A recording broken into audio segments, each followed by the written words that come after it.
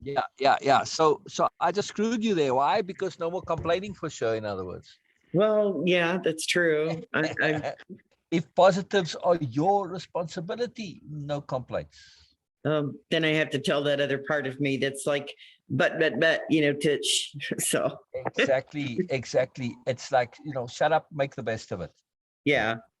Yeah. I am trying. I'm trying to do that. Okay. This picture, I don't know if you noticed it or not, but the head of the person that's there is really dark. So if I'm going to take my picture that I sent you a picture of yesterday, looking at it this morning, it's very predominantly dark on the head. The body itself is nice and light, flowing with the rest of the picture, but the head is just like, it's there, it's dark. That's a lot of times how I feel, that all this up here is dark, and then this down here, I can just like, la, la, la, let it go. And where did you send this picture to? I remember, I sent you a picture of it last night. Let me. Oh, the drawing you're talking about. Yeah, the drawing. Oh, wow. I thought you were talking about an actual picture that you sent. I love that drawing, by the way. That it's a painting, it's not a drawing. Yeah. That took some time. It didn't take time drawing it. What took time was coloring it in. That took the coloring and the shading. Yes.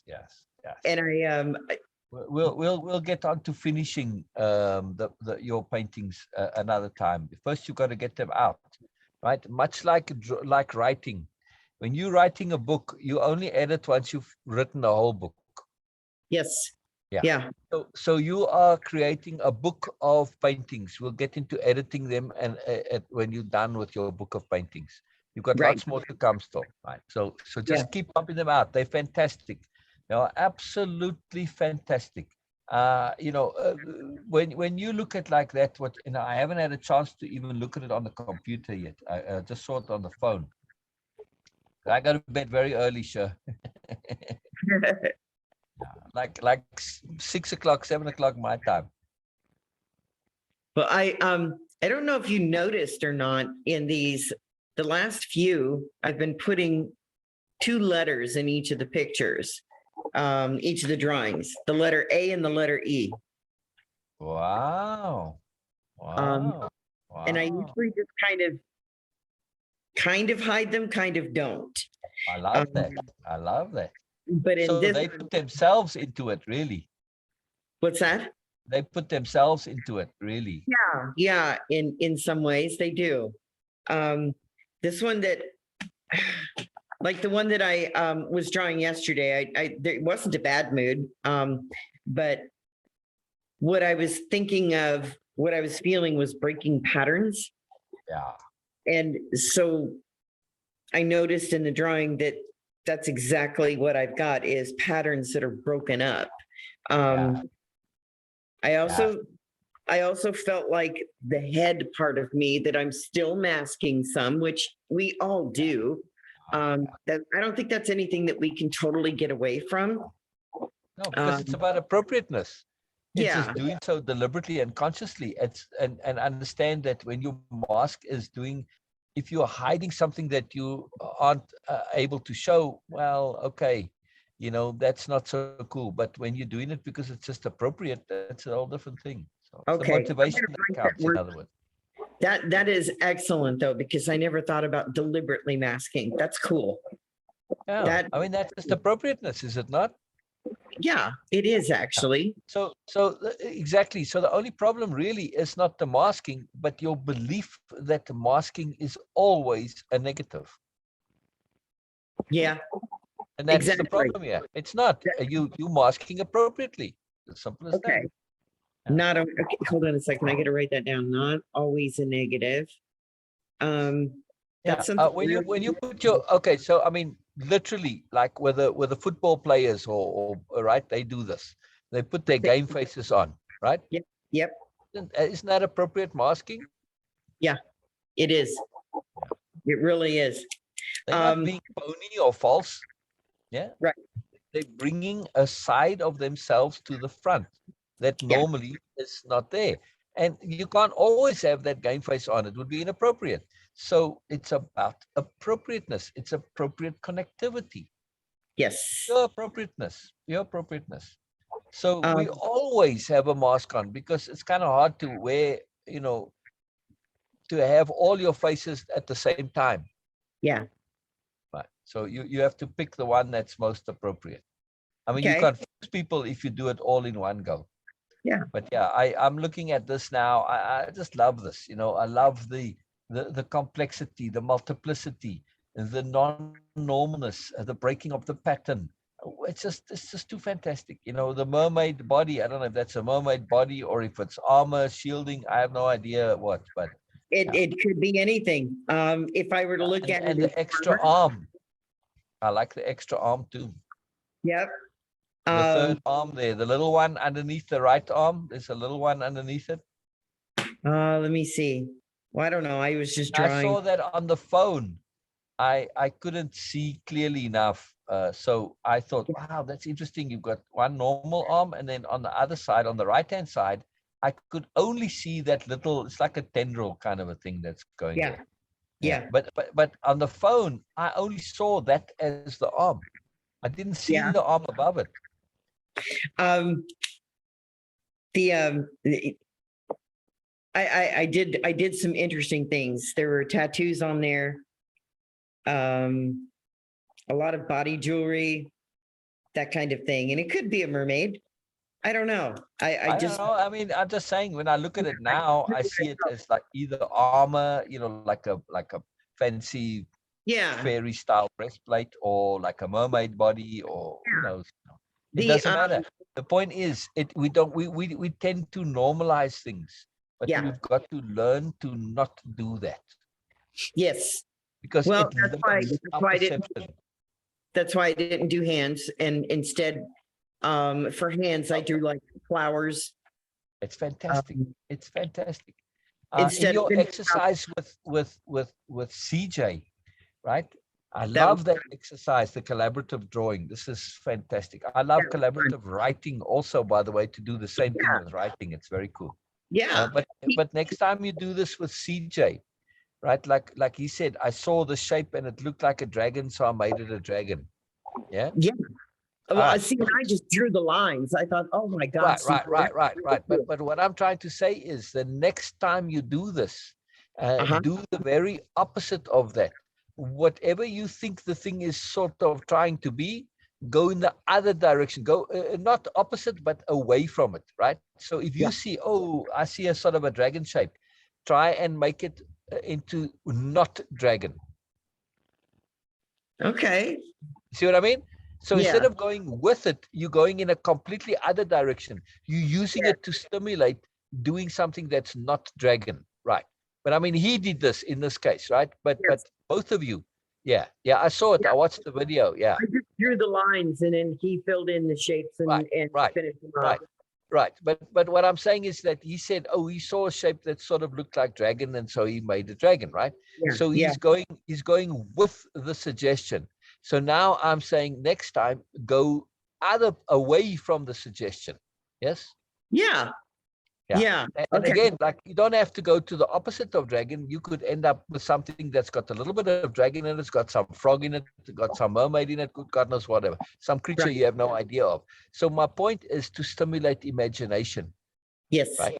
When you go away from what is prompted, this is a profound skill and ability because it applies to should.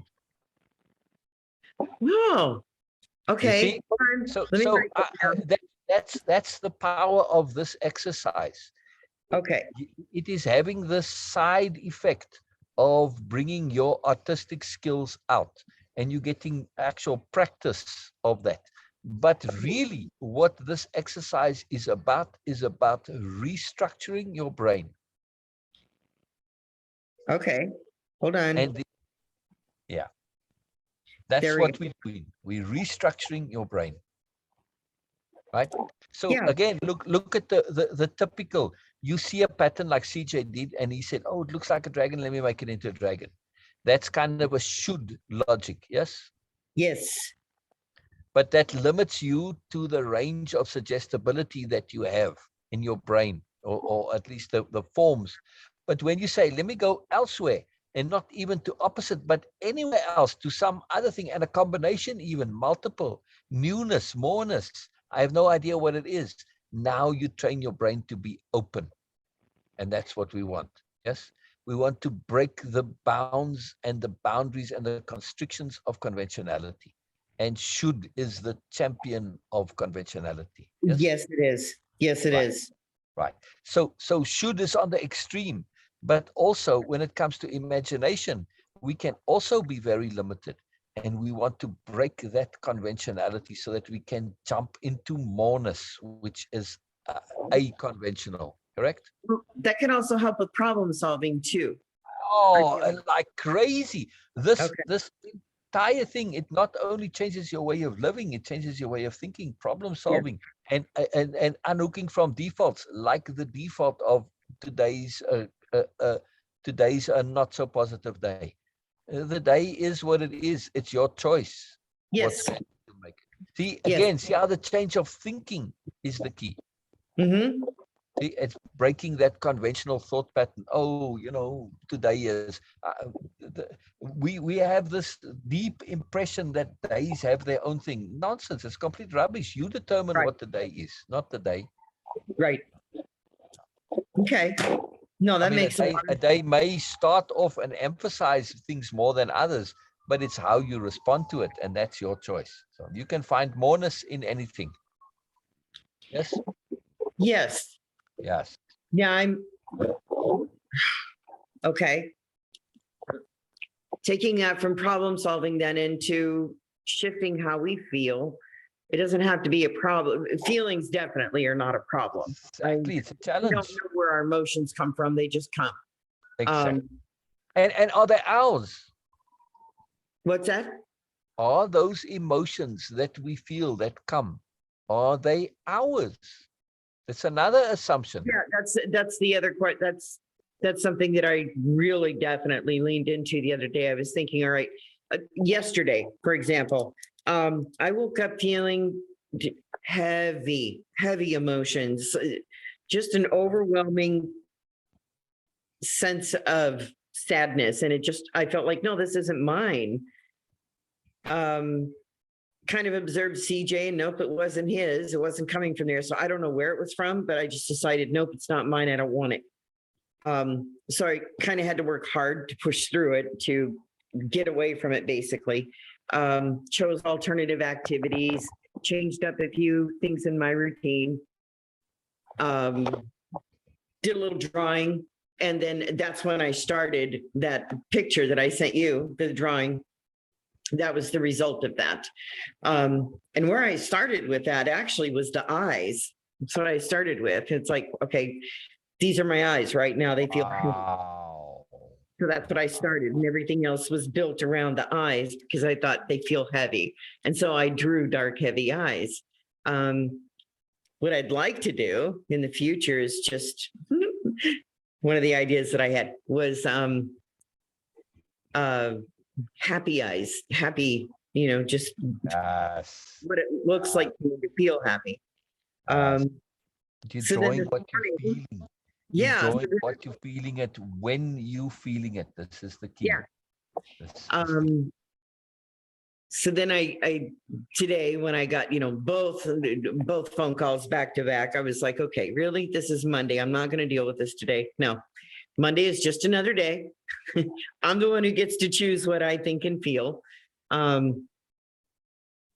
So going back to this, the more we get into our imagination and open up our perspectives, the more I can remind myself I'm safe, that no matter what happens, yes, there's always an outcome.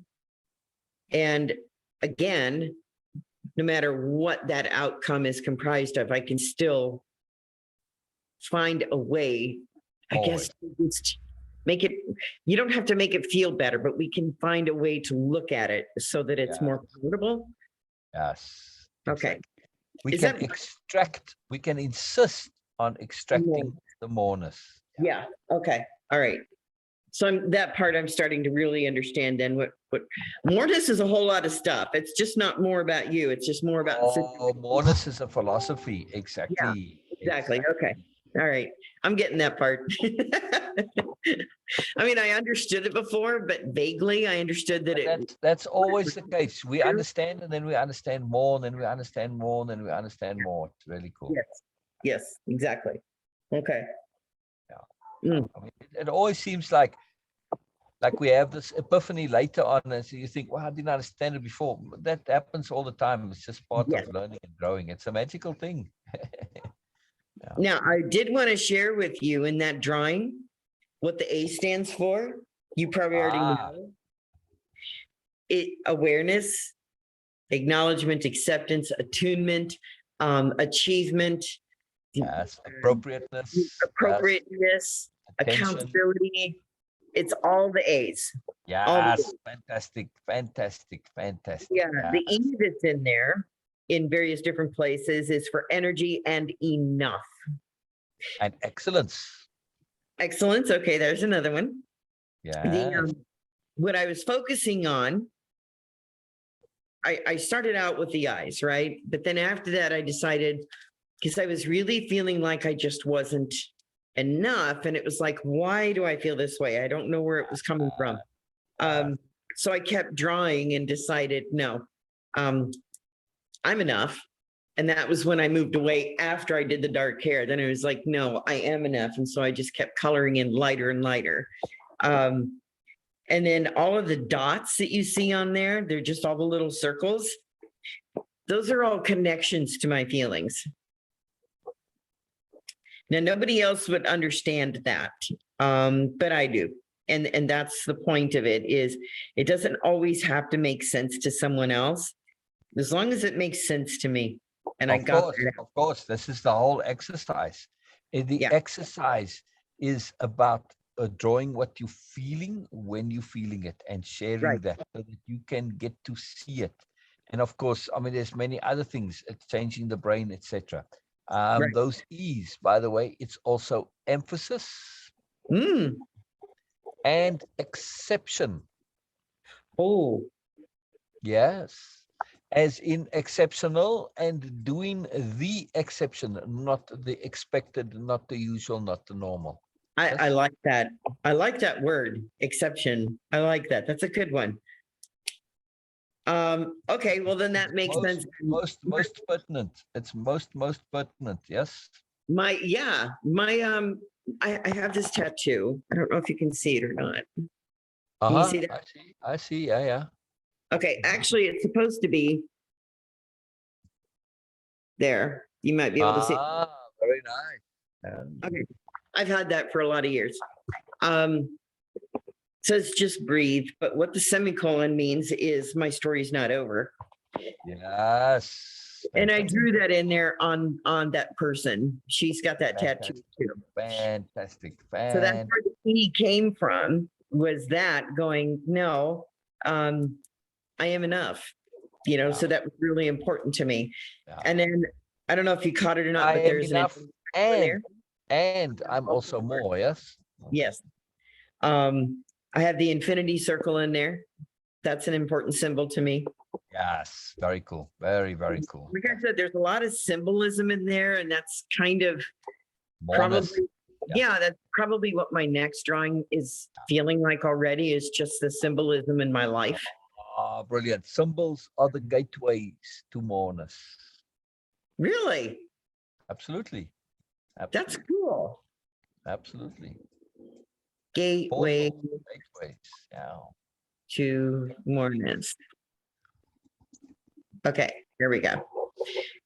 I really like that. God, you need to make a book of all your quotes, please, Sil.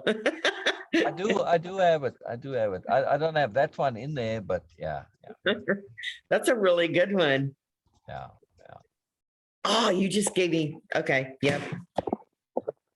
You just gave me a really good idea. Okay. Start making your own book of quotes. Yeah, I'm working on it. I have to finish working on my dictionary. I have a huge file. It started with I call it a Biella series quotes. And just, I would talk and chat, and I'd say something as, wow, that could really go in the book, and so, so then I just started growing it. Now I've got a whole book of quotes. Oh, Yeah, okay, this is, cool stuff. yeah. Okay, so You did start you, to train your brain to think that way.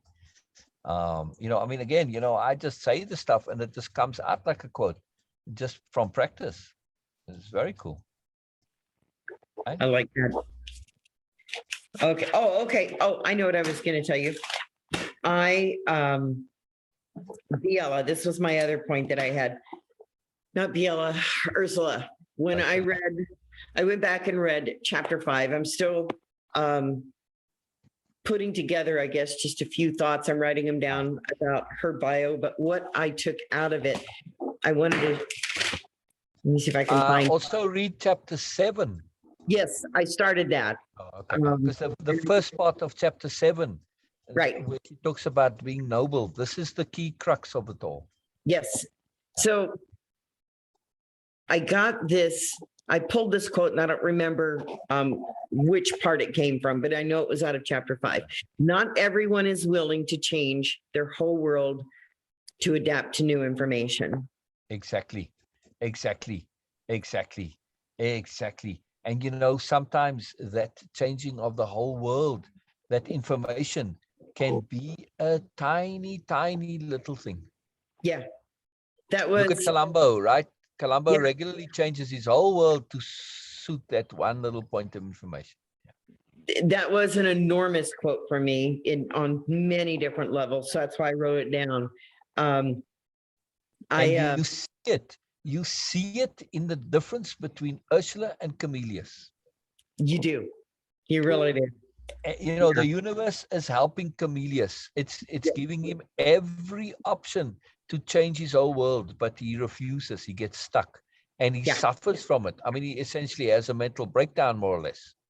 Okay, I haven't got to that part yet. I just know that he's really struggling, and I never picked that up before, that he was super struggling, or how much like Camillus I was. But now I feel like I can really identify with Ursula. I still see Bina and you as Biella. Brilliant. I try. Let me put it this way: I don't see myself as Biella. And yes, there's a lot of Biella in you and Bina and Erica and everybody else. But, to me, Biella is still an ideal that I aspire to. Well, I definitely aspire. But I mean, for me personally, I appreciate what you're saying. But it's just. This is okay. So listen to this. This is what I pulled from Biella. If I were to write a bio on her, this is how I see her. These are the words: patient, considerate, diplomatic, careful, not cautious, careful. Yes. Discerning. Yes. Self-proving. Always learning. Neutral. Yes. Strong self-conception. Facilitator.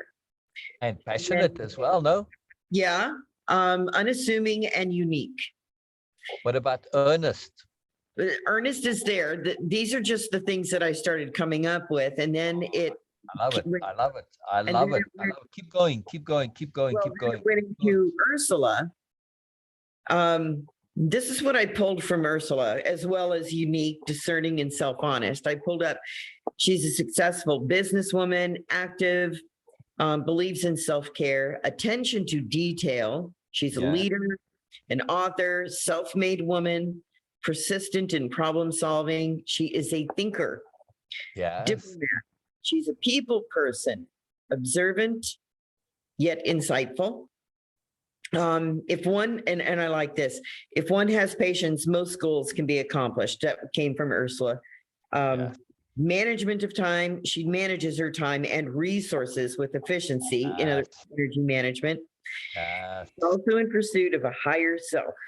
Motivation, Let me see, motivation and presence. She projects this air of success, but not in a haughty way. It's, No, with humility yes, humility. That's the word I was looking for. and self-honesty. This is Ursula's key Yes, quality, right? self-honest.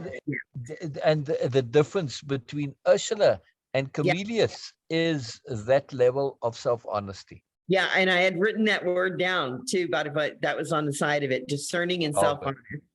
Um, I mean, but I'm just emphasizing the self-honest. yeah, And yes, the difference between it's not like Camillus is self-dishonest. right, He can be a bit fuzzy sometimes, yes. But the difference is that Ursula acts on her self-honesty. right. She does. That's the key difference. She acts to maintain her integrity. She says, I have to act. And even if that act means literally changing her entire world, because she does, Yeah, you know, she lets go. That's it. yeah. She has to do it to maintain her integrity. Yes. Well, that's where that quote came from then, right? Not everyone is willing to change their whole world to adapt to new information. And that's still when I read that, when I heard it, I mean, I've read this chapter before and I've listened to you and Bina go through it and read it. I read it for myself plus listen to the audio or the video. I did both. And that's when I pulled up that quote, I was like, I've done that. I have changed my entire world just to receive and to be able to receive new information. I haven't received it all. It still comes to me. Exactly. And this the drawing, the painting now, the art, it's changing your internal world of your brain. Yes, definitely it is. Yeah. It's changing your ability to perceive and your ability to perspective shift, your ability to imagine. You are training your brain to be able to think in non-usual patterns. Okay, yeah, there you go. Because I will tell you, you see things differently when you start opening up that imagination. Exactly. And the emphasis that I said, yes, it's you're drawing what you're feeling when you're feeling, with the emphasis on doing the not usual and the fantastical and the different. And the way you do that is by not thinking it, you have to feel it. Yes, and also breaking the boundaries of conventionality. Yeah. Well, see, breaking the boundaries of conventionality to me means not drawing what I think. Exactly. Just strictly going by what comes to me, not what comes to my mind specifically, but maybe what just comes to my. Exactly. I don't know. What comes from moreness. Yeah. So this whole exercise is opening the doors to more. Yeah. Yeah. Oh. Okay. That makes sense now.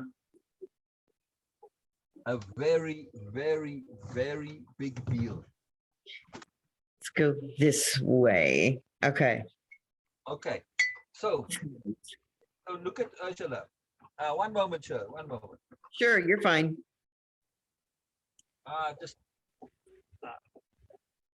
Robin came on earlier, so she came on right as I woke up, which I told her to. So I, went straight from bed onto Zoom. I didn't have a chance to make coffee or anything yet, which works. It's fine.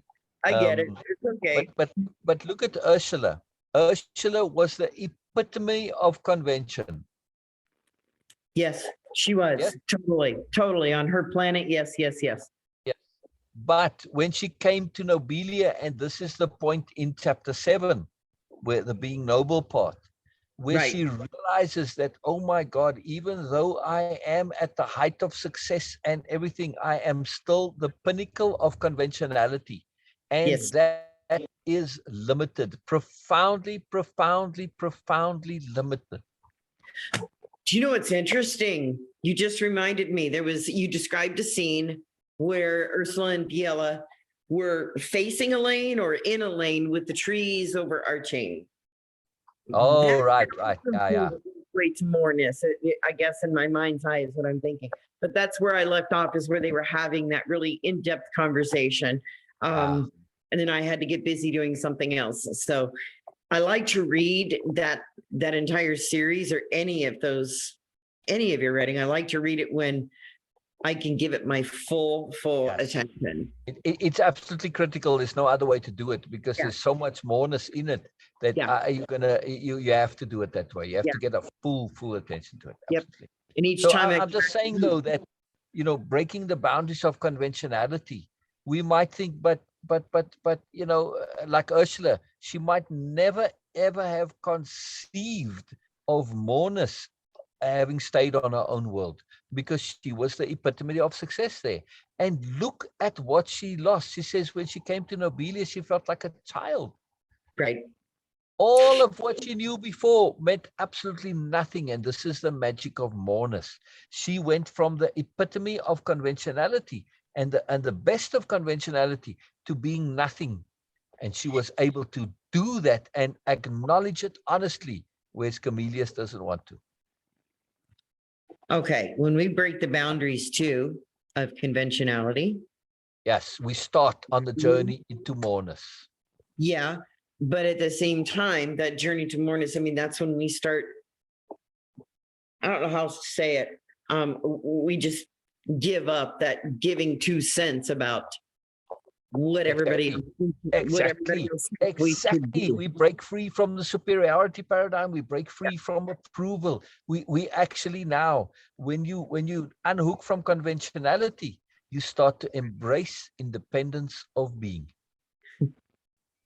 Okay, here's an example for you. Right, and the two are very much linked. Yes. Yeah, I know. My aunt, a couple of my aunts are always telling me, Sherry, you really need to cut your hair. You would look so much younger. No, I don't care what it makes me look like. Good for you, Sher. Good for you. Yes. I'm comfortable with it. I don't want to cut it because I don't want to put myself in the category of all the other short-haired grannies. No, exactly. That's not me. And again, you are communicating a conventional intent. Yeah. I don't want to look younger. I want to look older. Thank you very much. I just want to look like me. I'm not trying to hide my age. I'm not trying to hide, I'm an older woman. I'm 61. I really don't want to go back to being 40 or 50. Thank you. I earned exactly. That's exactly what I feel. I'm sorry. I like being older. Yeah, I earned this age, and I earned the privileges that come with it. So, sorry, I'm really not interested in taking it away. Exactly. That looking younger, it's just bullshit, really. Yeah, it is. I feel like it's vanity, ego, approval. I mean, and again, the idea of looking younger, what's behind it? What's the intent behind it? It's approval of others. Yes, exactly. Now, do I want to feel, but do I want to feel younger? Yes, and I can do that by taking care of my health. Exactly. There's a big difference between looking younger and feeling younger. In other words, having the energy to climb the stairs, to take care of your chores and your house chores and your errands. That requires a very specific kind of energy that you have to be in good health to do. So, yeah, that's important to me.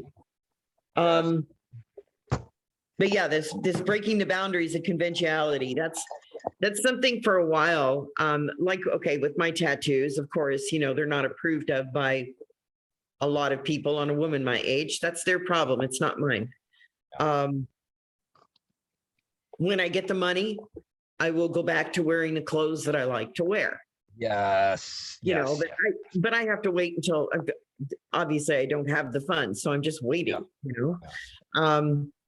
in the meantime, I can tailor up what I have. I can work on it a little bit. I don't know. There's just a lot of different ways. I don't live in a conventional way as other people would. Right. Now, The things that have held you back and screwed you over is conventional thinking. Yes, listening to other people and thinking like all the other fishes in the sea. Yeah, exactly. And the thing is, why the drawing is so critical, because you're not always aware of your conventional thinking. It's just habit and pattern. Yeah. So now in the drawings there, you are making this effort to be unconventional, to be different, to be fantastical, to draw moreness, to draw what you don't know, what you have no clue what it is, right? Doesn't matter. You just draw it, right? Because Yeah. you're immersing in moreness, and you are breaking the barriers and boundaries of conventionality. And you cannot experience independence of being unless you've broken the boundaries of conventionality. Okay, this is true. You can cannot have independence of being otherwise. no, Yeah. but you can have an idea of it. You can be independent, but I understand now that there's a big difference between being independent and independence of being. The difference is one that is profound for Ursula.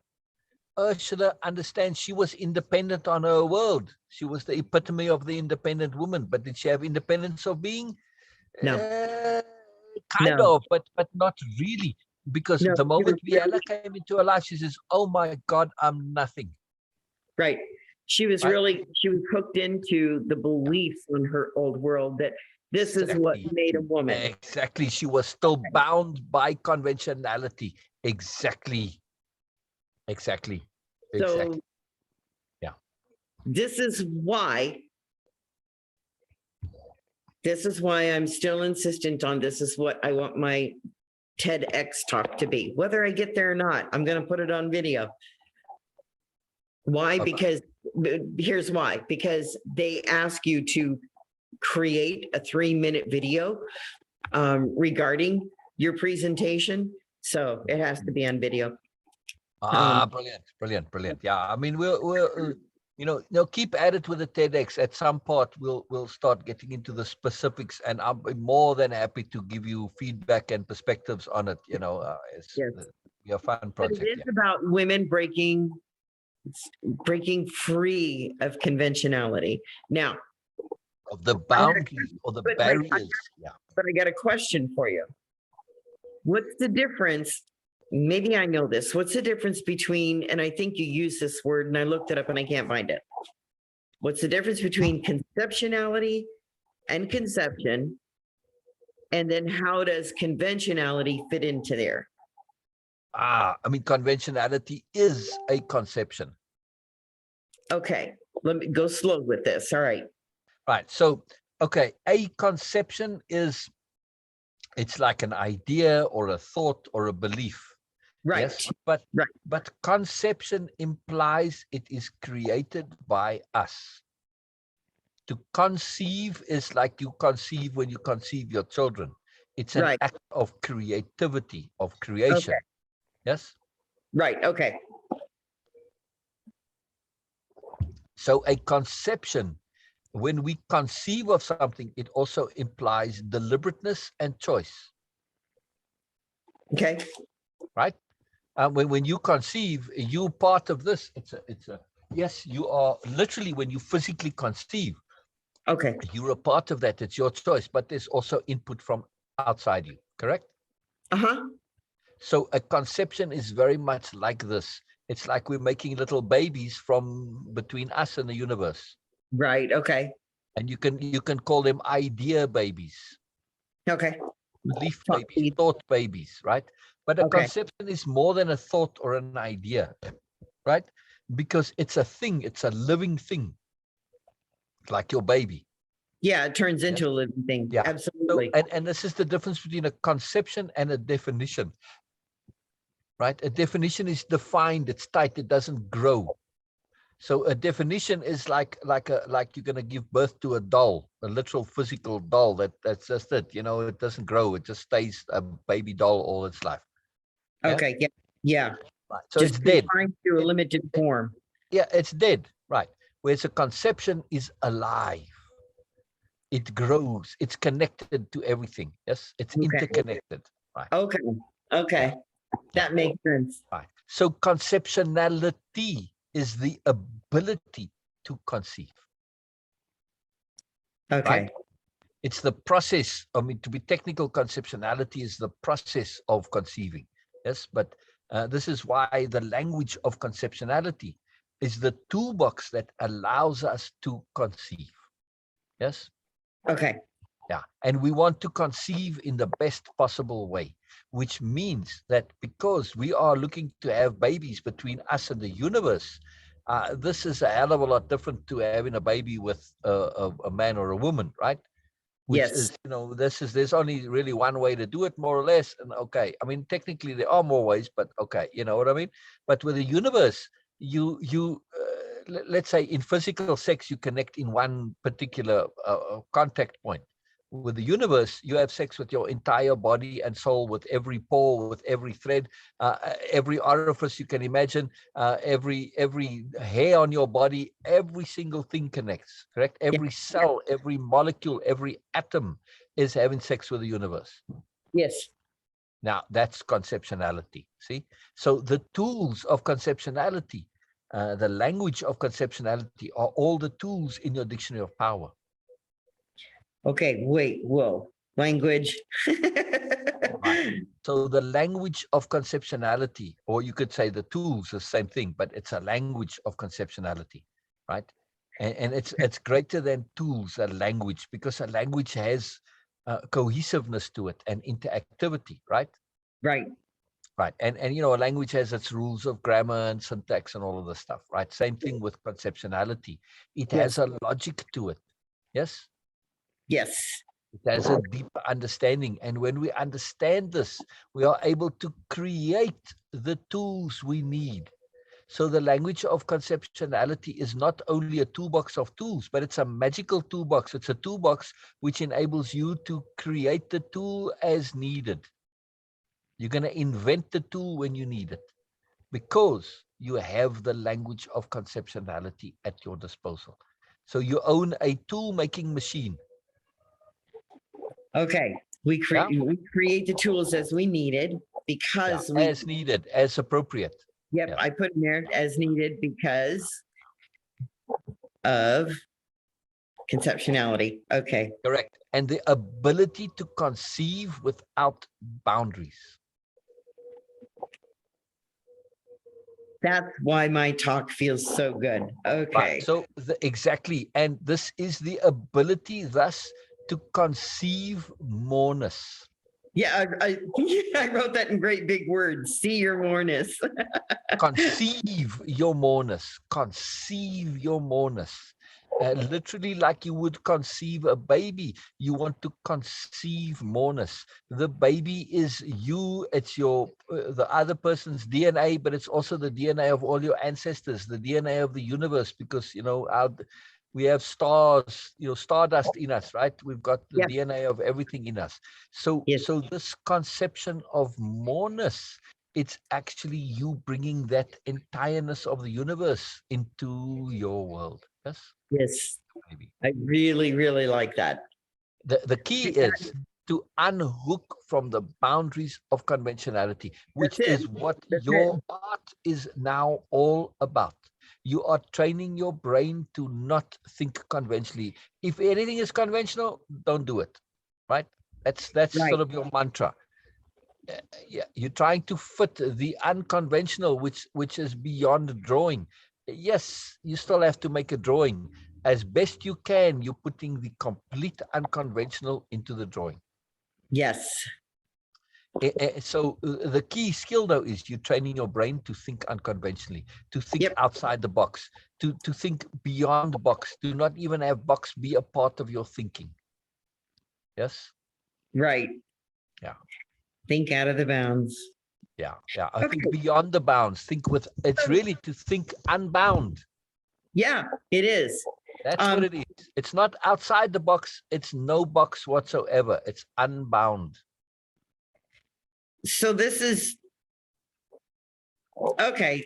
Now, I've seen plenty of examples of people who live this life, who live independent of being, who think unbound. They don't even consider the box, like you said. Some of Exactly. them are really colorful and flamboyant on the outside. I don't know what their inside is like. These are just people I observe. And you see them everywhere, in the store, at the beach, the mall, parks, wherever. And then other times you have somebody who's really appears to be reserved, refined, maybe even plain Jane or Sam, just nothing really stands out about them. But who's to say that they also haven't unhooked from conventionality? Exactly. The people who I see that are stuck in the muck, those are the ones that I feel like those are your influencers. Those are the ones who, that's it. That's the only word I could describe, is the people who try to be influencers, who try to get everybody on board and say, join me, because I'm the end all be all and I've got the answers, and you want to be like this and you want to do that. Yes. And one of the best examples of that is Oprah. Oh, wow. Yes. Wow. Oprah, Somebody and who's that guy that she works with? I don't remember, some kind of guru or something like that. Everybody just goes gaga over him. Yeah, Now I can't think of his still, name. but still, for all of Oprah's access to moreness, has she really crossed the boundaries of conventionality? No. She's mired and stuck in it. Yes. Yeah. Yes. She's a profound example of the epitome of conventionality, but yet stuck in it. And this is what Ursula realized. Yes. And what Oprah has not had the fortune to realize. Yeah. Because a lot of her guests are also stuck in that. Okay. I'm just going to throw this thought out there. It just came to me. So my will, it wasn't that I was going down specifically an inappropriate path for me. It was inappropriate for me because of I was allowing myself to be directed by conventionality. Yes, it was simply appropriate because it was limited. Yes. Okay. And it was limited by lack of imagination. And that's what conventionality is. So the disaster of conventionality, it's just limited. It's limited imagination. Oprah cannot conceive that there is something beyond her epitome. And like Ursula, when she was on her old world, couldn't conceive of it either. Yes? Right. She had no idea. It just did not exist. It wasn't a part of her reality. Only on coming to Nobelia and having the self-honesty to recognize it, did she say, holy fuck, I'm like nothing. I'm like a child here. Camellia sees it too, but he doesn't want to go there. He doesn't want to acknowledge this because it's so part of his being, the status and the importance and this. It was never the issue for Ursula, right? She had a different agenda. She was just trying to be excellent. Yeah. So this is a magical thing. I've met a couple of camellias in my lifetime, haven't I? Oh, I'd imagine so. All right. At some point, you were a bit of a chameleon. Oh, yeah. Yeah, I know. When I first started. It's interesting because I'm seeing, as I go through, I'm kind of looking forward to reading about other characters. I'm looking forward to seeing what parts of me can I identify in the characters in the story. So Yes. Okay, so I want to make a big point here. The point about surprise. So before I go there, do me a favor and go through all of the things, most of the points that are made about the drawing or the art exercise. Yes. Okay. Make a separate file on it. In other words, all of the objectives and agendas and intents of this, right? All the different things, like, yes, you're drawing your feelings and also when you are feeling it. And you are drawing fantastical, different, unusual, not normal. Yes. So make a file of those because I do want to share this with others as well. And add to that as an intent that you want to surprise yourself through your drawing. Okay. And Yes. guess what? That's happened a couple of times. I know, but I'm saying I want you to set it as an intent, not Okay. just an intent with a drawing, but in life in general. When Okay. we get to that point where we can start to surprise ourselves, that's when we are on the path to independence of being, and we've unhooked from conventionality. Now, Sher is not a conventional person, same as Oprah. Right. Oprah's not a conventional person, yet she is still hampered and bound and limited by conventionality. She's Yes. unaware of the conventionality that limits her, correct? Okay. Yep. I can see that. Right. And same for you. You're Yep. not a conventional person. You are absolutely not. However, there are conventionalities which hamper you and limit you because they are habitual and you're not aware of them. Do you think this drawing will help bring out some of those habits? We'll put Absolutely, absolutely. So we are going to leapfrog this, right? Okay. We are going to completely leapfrog it because the brain is in a habit, in a pattern, right? Which is that now we are going to train the brain to be unconventional, to be different, to be fantastical, to connect to moreness, to be inspired, to be have intuitive, to be surprised, right? This is Okay. a different brain structure. That's why I'm saying take this thing with a drawing and make it your complete world. That's all you focused on is the drawing, the feeling, and this whole exercise, right? Because you Okay. are literally rewiring your brain, right? So instead of making the effort to pay attention to the habits, train your brain to be non-habitual, and then the habits become a non-issue. Okay. You see? You see what we're doing?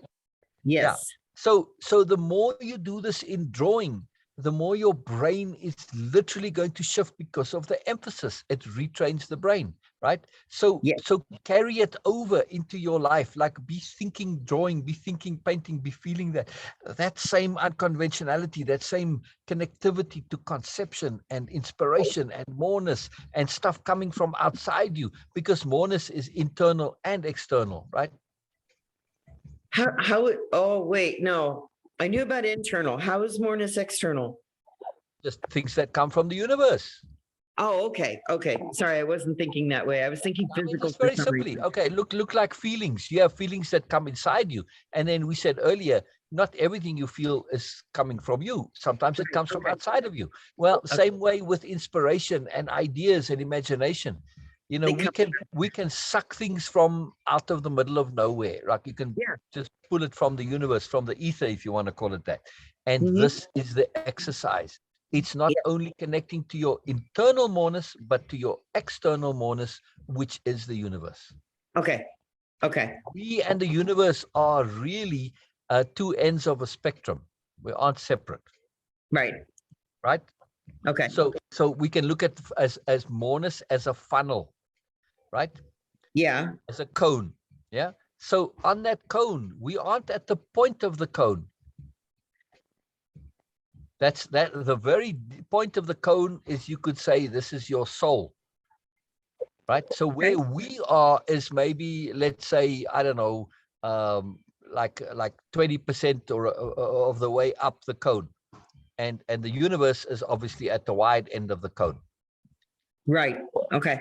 So in other words, moreness is going outward into infinity, and it's going downward into a point. Okay.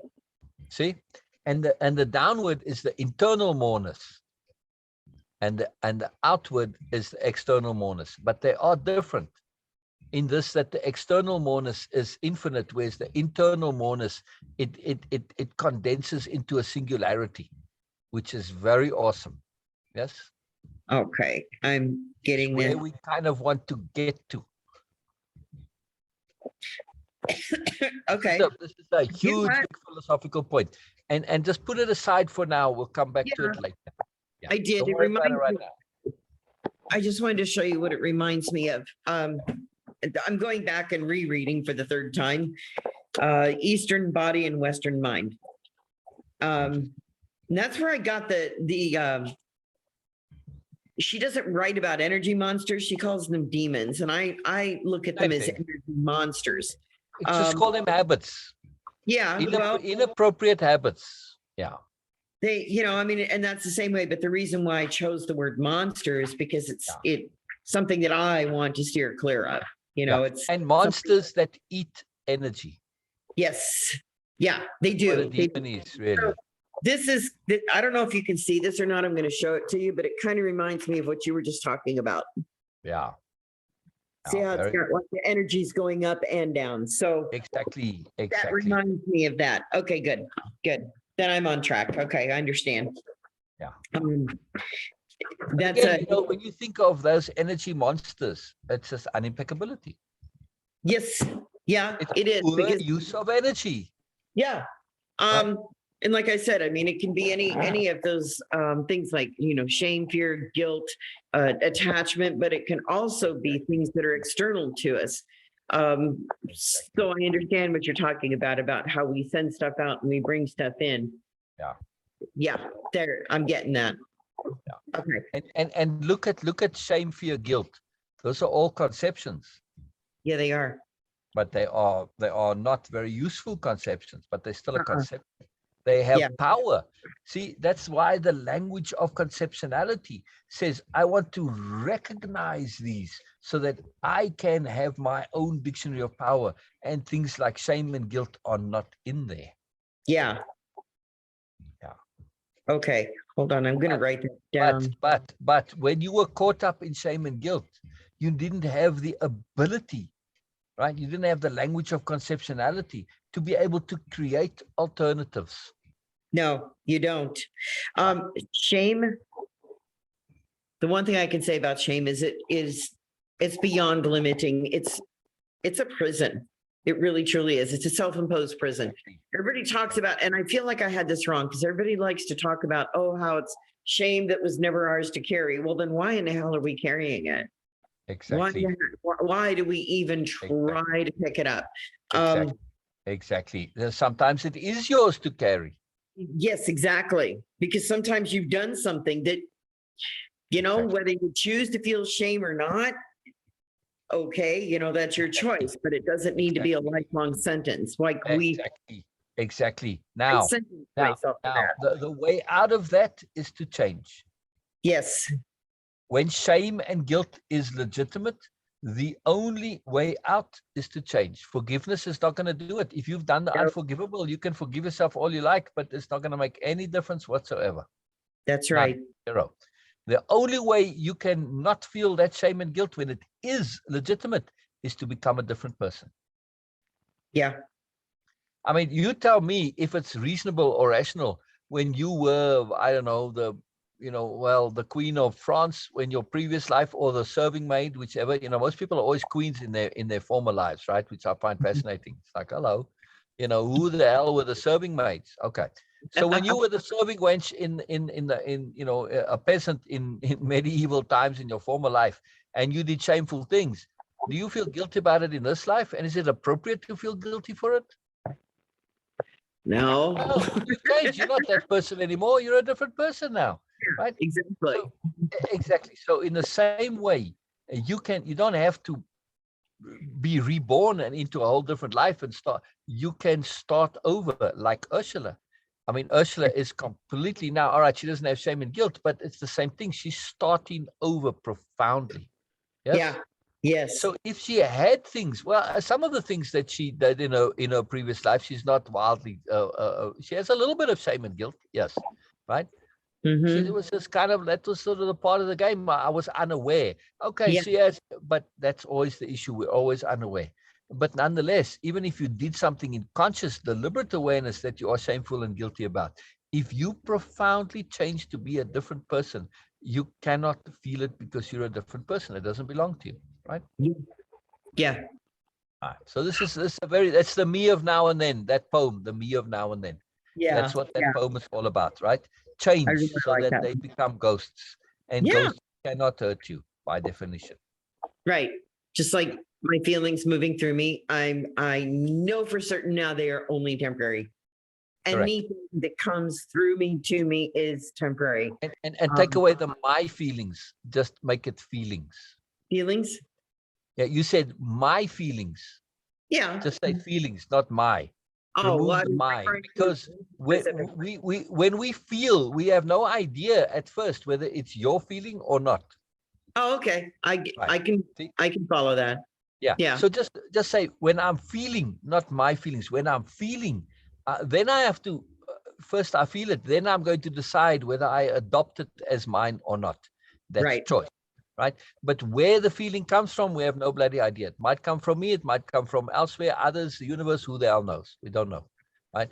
So the only time I claim them as mine is after I felt them, and then chosen to make them mine. Okay. So first I experience the feelings, then I decide whether they're mine or not. It's not a default that they're mine. No, Okay. that's a mistaken idea. It's a flawed conception, right? So feelings are just feelings. I have to choose to make them mine, identify with them. They're not automatically mine. Okay. That makes a little bit more sense to me now. It's a flawed belief that if I feel it, it's mine, which is, when you think it through, it's complete nonsense. If I'm watching a movie and I'm empathizing with a character, I'm feeling what it's not, it was nothing to do with me, but I'm feeling it. Yes. Yep. So we have to be very, very clear on this. Very clear. That's a good question to ask, though. Am I empathizing? Okay. Right. In some way or another, never mind whether you're empathizing or not, just simply insist, whether the feeling comes from you or not, we're going to use it as a strategy to initially insist it's not yours. Even if it came from you, doesn't Right. matter. Doesn't matter where it originated. The choice is what matters. Okay. Right. So when we develop this habit, we are able to feel without identifying with the feelings. This is critical. This is a critical skill. It is the skill of sophistication, the skill of discernment, the skill of awareness, the skill of overview perspective. We want to be able to feel without identifying, unless we choose to. So the way I feel about myself at any one given time is not necessarily mine. Exactly. And you want to insist on that.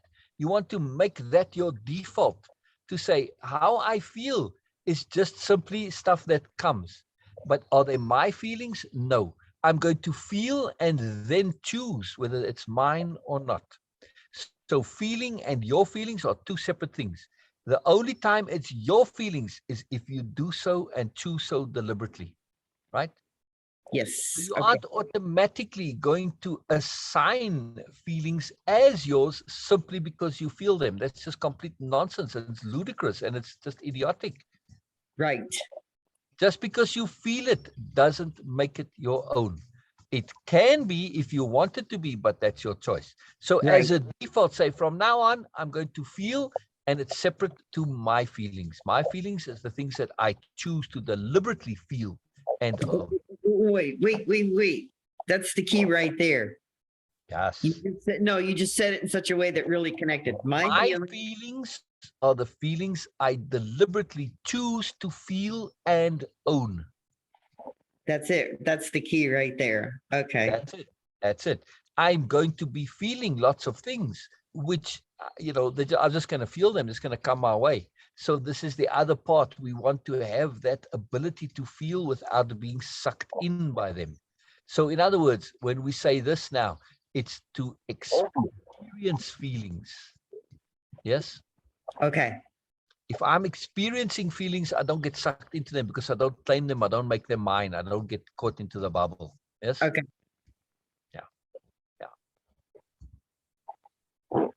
That makes a lot more sense now. I mean, I always understood that, we have the ability to choose our feelings, but I really wasn't, I don't think I was really connecting to Yes. that ability. Yes. Right. So over time, the more we develop the skill of understanding that feelings are like smells, yes, They Yes. come at us, and sometimes you can't avoid smelling the smell. It's there, right? I mean, you can disperse it and smell it, but you can't avoid. But that smell doesn't come from you, Okay. correct? And feelings are exactly the same way. They can Yeah. originate elsewhere. Simply Okay. because you feeling or experiencing the feeling doesn't mean it came from you, right? So this identity, but we can't avoid it sometimes, and this is what people mean by choose. I can't choose not to smell stuff sometimes. I can move away. Yes, I can put a filter on, block, whatever. I can take action, but I can't prevent it. Yeah. Same thing with feelings. Yeah, but we can choose. So in other words, there's the external smell, right? Let's just use Yeah. smell as Yeah. an example here. I can't choose not to smell it, but I can choose how I react to that smell. Correct? Yes. Yeah. I don't know why talking about smell and feelings, I just remembered, and mine's working We'll call them interesting. smealings from now on. But no, do you remember when they made, was it crayons or was it colored pencils that were scented?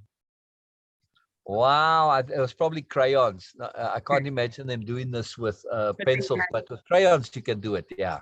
they had scents to them so that when you colored, if you used brown, then it was chocolate. And if you used red, it was like cherry strawberry. That's fantastic. If But you can get those, I would recommend getting a set of those if you can. yeah, it was just great because they did them in markers. I remember the markers because the teachers were really annoyed in schools about, the scented markers, how it was distracting. Yeah. I could imagine if you got a whole classroom coloring in. Yeah, and like the jelly bellies, right? Yeah. Where you have, those ones that don't taste nice, that you make those like a fart, in other words, you make a fart color. That's a brilliant idea. Yeah. That would just be awful, wouldn't it? So anyway, yeah, that You've just seen those jelly belly tests, right? Where you eat the horrible ones. oh god, I can't. Yeah. I mean, there's videos where people do it and they show you, they go through a bowl of them and they mix and they have a good one and then a horrible one. It's fantastic. It's quite cool. It's fun. Oh my goodness. Ugh, yeah. No, thank you. Okay, so I don't know. Did you have anything else for me or anything specific you wanted to mention? I know that I just I feel no, like not really. Just that keep at it with the drawing. Yeah. This is a gift from the universe. It's a power and a force. And when these things come, we need to run with them as far and as deep as they can. Right? You Okay. can feel the momentum of it. You can feel the pressure of it. Right? Yeah. So go with it because you are looking to change your brain. Yes, I am. And I have this vision. I don't like the word vision. I have this idea, an image. I have an image in my head of something that I want to get down on paper. So That's it. That's it. Oh, right now you mean? yeah. Oh, brilliant, brilliant. Okay, so also what we are doing here in this drawing exercise, it is to bring forth Sher as artist. Yes. This is, I mean, when you look at your last couple of drawings, there's no way you cannot say you're an artist. See, in my okay, here it is. My conception convention has always taught me, oh, artists are people like, Van Gogh and Picasso and Monet, and those are artists. You're an artist and your art can stand along with them, and we'll get into it more. But that's why I'm keen for you to build up a portfolio. You've got what, 3 or 4 in there right now? No, you need at least 20. Yeah. Right? Or whatever, a couple of dozen. But this is my point, because that is also the self-proof. Somebody who does 1 or 2 artistic things isn't an artist. Somebody who's done a lot of them is an artist. See? So quantity does make a difference in terms of the changing the brain. And once you into this conception of you as an artist, it's going to change your way of thinking, because artists do not think conventionally. No, they don't. But you are going to be a life artist. Yes. an They didn't. energy artist. So all of this is also about perceiving differently. Yes, perceiving Okay. energy, feeling energy. So there's a lot that's in this. It's got multiple layers of goals to it. It's a very Yeah. complex exercise. It does. I'm also noticing that my confidence is picking up. Of Um, course, of course, of course. I'm feeling more natural. I'm not going to say it's 100%, but I feel more natural about my self-worth.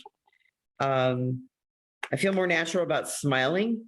So Yeah. that's a big plus. Well, let me put it this way. If your drawings don't bring a smile to your face, then I don't know, you need a smack. Sorry. But I mean, just on an, even when I'm not drawing, I just feel like Exactly. But I mean, those drawings are absolutely smile generating machines. no, that's good. That's Oh, good. they're fantastic. I love the drawings. I absolutely love them. And there's a lot more to go on them. Like I Yeah. said, we are getting your story out now. Yeah. We in the paint ugly mode. Yes. We'll Yeah. edit pretty later. Yeah. Right. I mean, yes, they are beautiful, but when we get to editing them, they're going to be improved even more. But that comes later. Yes. That Okay. comes later. So now you are just getting the rawness out. You're going to finish them later. Yes, Right. they're all unfinished so far. Am I right? Yes. Yeah, very much so. But that's what you want to do. You want to just get them out. You want to just pop them out. Yes, you do a bit of coloring as much as needed. And then like that last one you did now, it's still got more coloring needed, but okay, it's enough. It's enough to Yep. the next one. Yep. You're just pumping it out and you're training your brain to think differently, to conceive differently, to connect to moreness, to be inspired, to draw things that you had no idea even existed. Exactly. Yes? Yeah, and to draw in ways that you never thought to exist. Yes. Well, that's it right there. Because remember, I always said, no, I'm just stick figure people. Yeah. So I would recommend also at not necessarily now, but a bit later, get another medium like some maybe oil pastels, which are like this. You know, they kind of like a crayon. yeah, Yeah. I've seen You know, those. and then also the chalk pastels, which Bina likes Yeah. and uses, because the chalk pastels allow you to use your fingers. Yeah. Kind of smudge it and to get, you know, to blend things together with, you know, you draw it, you put it on with the thing itself, and then Yes. you smudge it with your things, and then acrylics as well, because acrylics give you texture, they give you 3D. Yes. Right. So I know, you know, acrylics can be a bit pricey, but you know, it's worth it. I'm just saying though, Yeah. that you also want to explore the mediums, you know. I mean, then there's watercolors and oils and all this, but then it starts to get into a whole different world. But still, you know, you can, it would be very beneficial to at some point expand your medium. Yeah. Even if you just add crayon right now to your pencil, blend them. Yeah. Okay. Just because it adds extra dimensionality. We're not interested in the end product so much as the difference in your thinking. See? Yeah. Like Bettina she Sometimes draws with the pencils and then the chalk pastels, and she blends it. She blends it together. You see? So right. does a very different thing. It'll have to come when I get some extra money. Because Correct. those are Correct. I agree. So you know, yeah, I agree. But I'm just mentioning it, you know. But in the meantime, just run with us. Be immersed in this art. Just go crazy, and you're looking to have your brain be completely on a different thing. So Yes. unconventionality, that's what you're interested in, right? Immersing in moreness and unhooking from unconventionality. Yes. Okay. I love it. I mean, you're doing a fabulous job of it, Sher, and I absolutely love these drawings. Personally, I just find them fantastic. I mean, they're really cool. So. Thank you. And I pay a lot of attention to art. It's not like, you know, this is just some coming out of random. Right. No. Okay. Thank you. And I love it. I'm looking forward to more. I'm looking forward to more. Bye-bye, Sher. Bye-bye. Bye-bye. Bye-bye. So magical. So magical.